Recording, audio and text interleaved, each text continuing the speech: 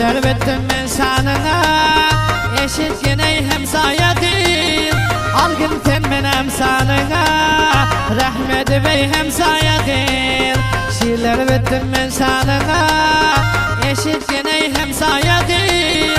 Algın sen benim sanına, rahmet bey hemsaya değil.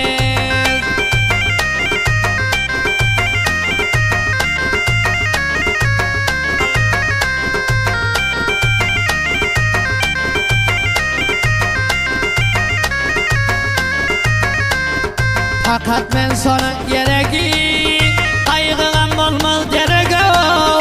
Kadımlap gelsek derege, ikimiz ey hemsayadır.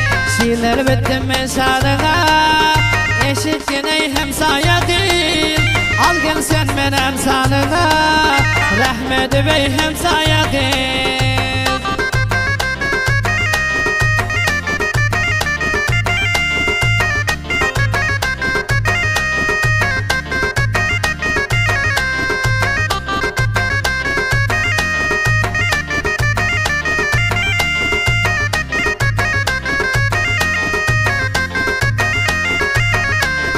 Yaşlama aldap gözümü, götürgün kenem nedime.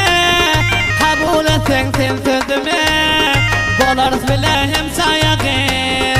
Şiirler bittim ben şadına, eşit yine hemsaya değil. Al gel sen benim sanına, rahmet bey hemsaya değil.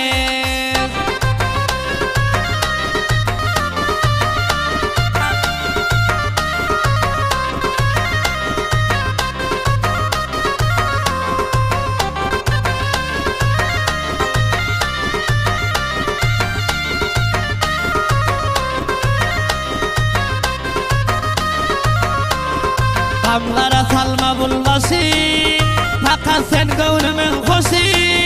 Söyledim ben özün mehvesi, saylayı bey hemsaya kız. Şiirler bittim ben şanına, eşit yine hemsaya değil. Al gel sen benim sanına, rahmet bey hemsaya değil.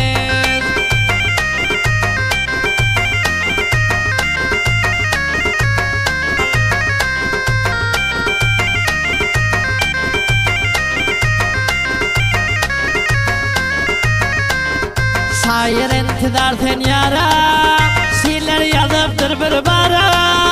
Havasta görsem duvara, özün ey hemsaya kız. Şiirler bittim ben şanına, eşit yine hemsaya değil. Al gel sen benim sanına, rahmet bey hemsaya kız.